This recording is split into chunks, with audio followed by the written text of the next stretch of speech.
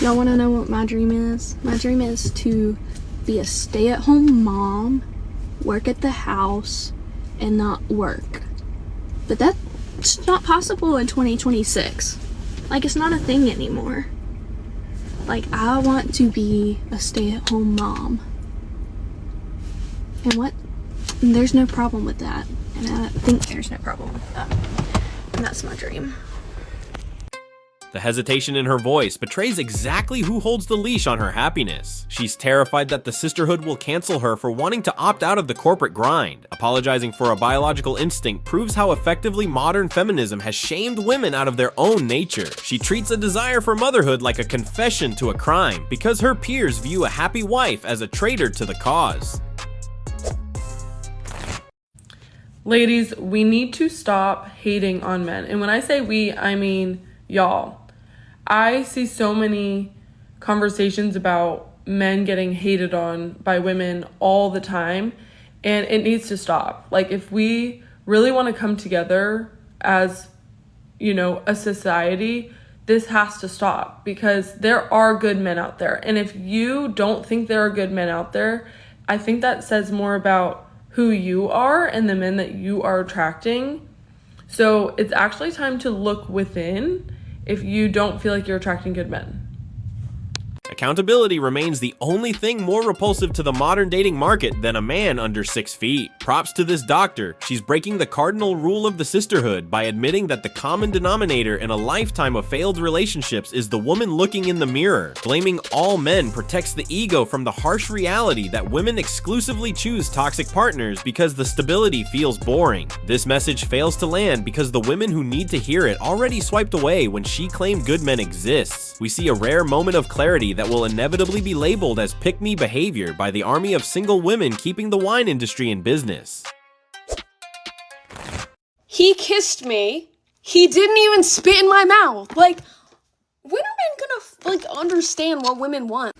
Y'all men want us to buy into the idea that, oh yeah, men protect women, men really stick up for women, men rescue women from dangerous situations. You need men so we can protect you, right? Until men step up to do that, and they're protecting us from you. You want men to protect women until they are protecting us from your ass. And then you're like, he's a white knight, he's a cuck, he's a simp, he's whatever sort of insult you have. You want us to be protected in theory, but never from your aggression, never from your entitlement, never from your access to us, particularly if you desire us. If you make a woman feel unsafe with your entitlement and some other guy steps in and has her back, you're not going to say, oh, that man's a hero. Oh, he did something really useful and brave and helpful by protecting that woman. No, you're going to rip into his masculinity. You're going to call him a simp. You're going to say that he's whipped or housebroken or whatever. The crisis of masculinity is a crisis of gender-based violence. And yeah, women do deserve protection from predatory men. Whether that protection is by ourselves, by other women, by community, or by a man doesn't really matter. But y'all are fine with that until the man is protecting us from you. Men respect genuine protection. Nobody mocks a guy for stopping a physical assault. The terms simp and white knight specifically target the guy who jumps in to defend a woman's toxic behavior because he thinks subservience will get him laid. You're conflating safety with immunity from criticism. Nobody's mad that he's protecting you from aggression. We are disgusted that he's enabling your entitlement while betraying his own self-respect. You want a bodyguard to shield you from the consequences of your own actions, not a hero to save you from danger. Best believe that when I'm dating a man, I will shit with the door open and make eye contact with him while I'm doing it. I'll even grunt a little bit. You want to know why? Because it is important to assert dominance. You have to show him that you are the boss and you are in control no matter what. Do not break eye contact. Shit with the door open. Ladies, I'm telling you, this is the only way. This is the only effective way to assert true dominance. Thank me later.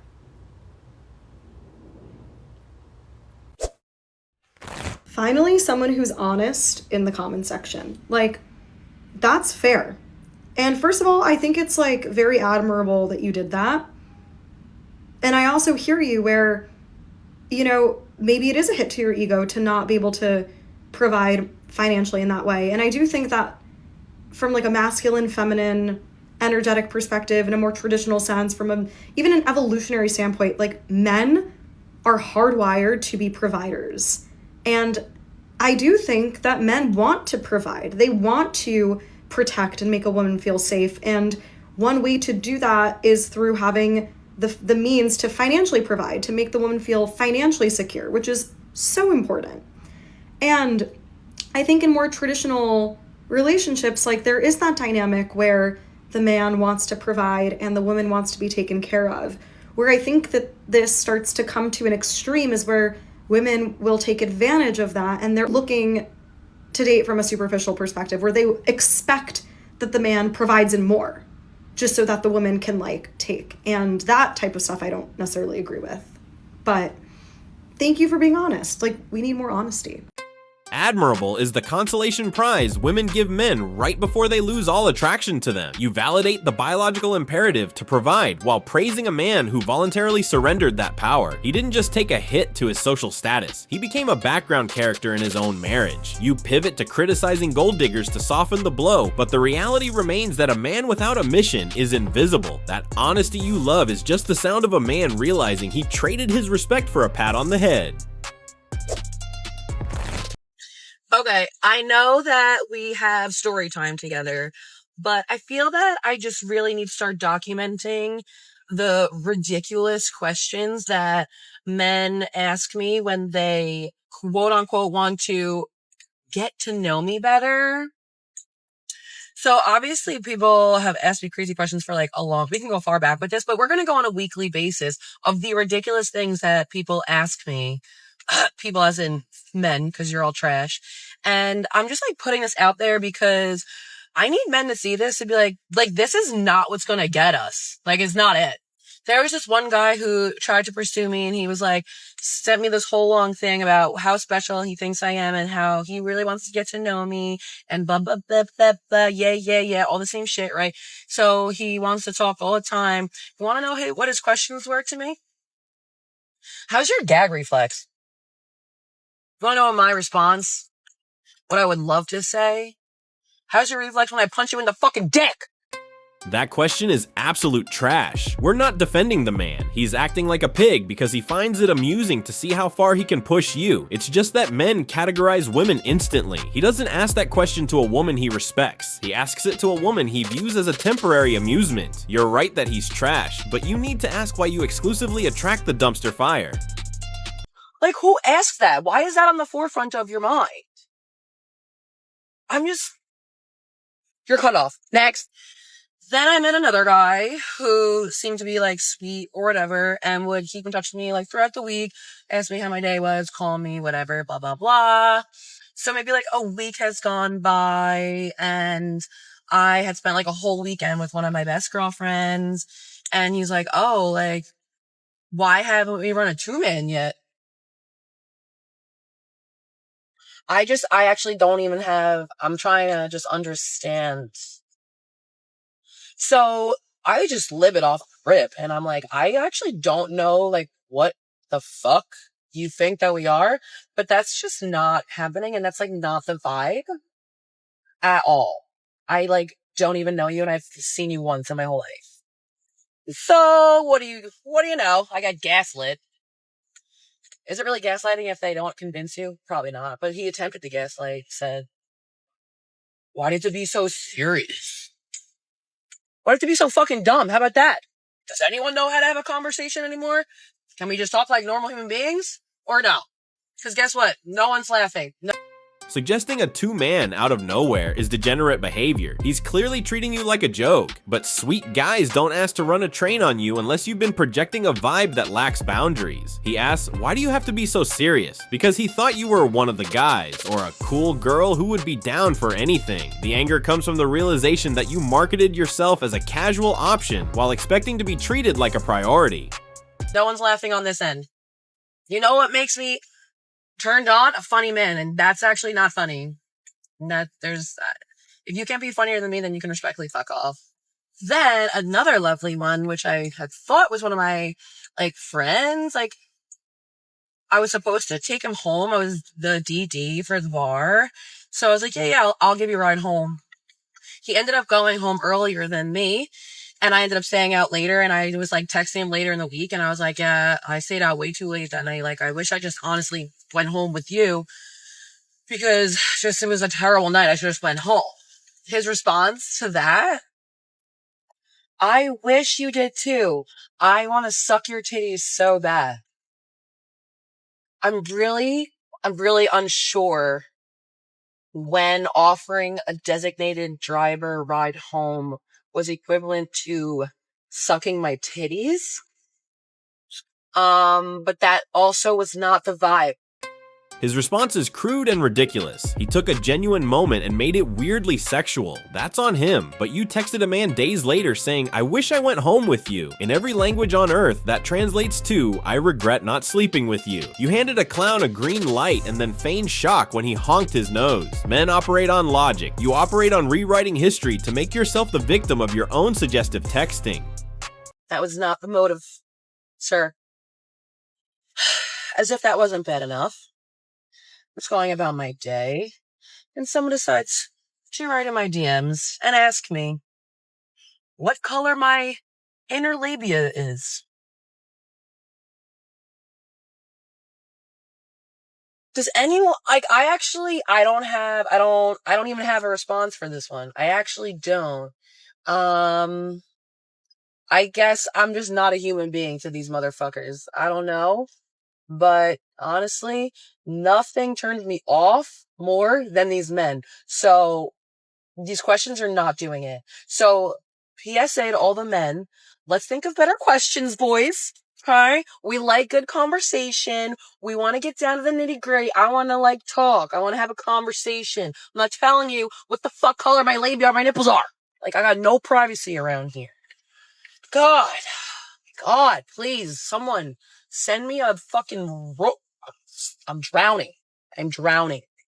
These questions are repulsive. Nobody should have to deal with that level of disrespect in their DMs. But 4 separate men, 4 separate instances of blatant disrespect. The only constant factor remains is you. If you smell shit everywhere you walk, check your own shoes. You beg for a rope because the reality of your dating pool is drowning you, yet you refuse to swim to different waters. You aren't just a victim of bad luck, you're a volunteer for bad behavior.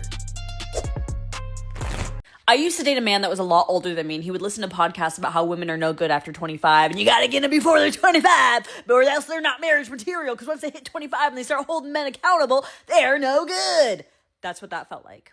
Ladies, if you do one thing for yourself in this life, have a backup plan.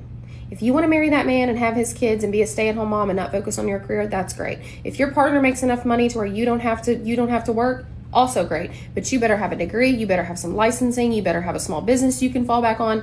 You are putting the weight of your financial stability, your future financial stability, in the hands of someone that you cannot control. There's a million things that can go wrong in a relationship, whether it's death or illness or abuse or addiction or affair. I mean, there's just so many ways that a relationship can go south, right? So why would we put insurance on our cars, we put insurance on our homes? Why would you not put insurance on your financial stability?